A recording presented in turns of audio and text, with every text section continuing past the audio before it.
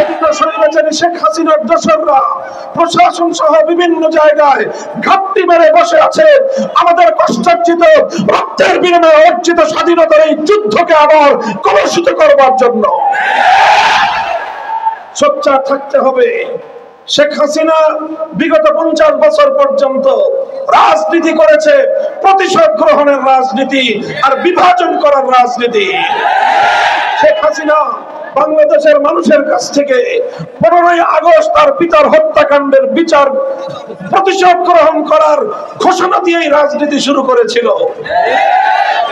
কিন্তু তার পিতা 71 সাল থেকে 75-এর 15ই আগস্ট পর্যন্ত বাংলাদেশের 30,000 মায়ের কোল খালি করে 30,000 যুবক সন্তানকে গুম খুন আর হত্যা করেছিল।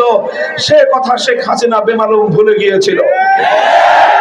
একতরফা প্রতিশোধ পরায়ণতার কারণে একটা মানসিক বৈকল্যের শিকার একজন মানুষের নাম শেখ হাসিনা।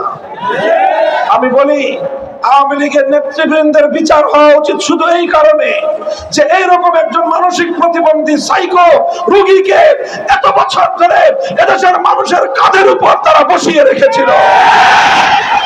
আর এই মানসিক বিকারগ্রস্ত শেখ হাসিনা অব্যাহতভাবে চেষ্টা চালিয়ে গিয়েছে বাংলাদেশকে একটি ব্যর্থ রাষ্ট্রে পরিণত করার জন্য। তার চেষ্টা ছিল, তার সাধনা ছিল বাংলাদেশের প্রধানমন্ত্রী হওয়া নয়, অন্য আরেকটি দেশের তিলকমালী মুখ্যমন্ত্রী হওয়াই ছিল তার সাধনা।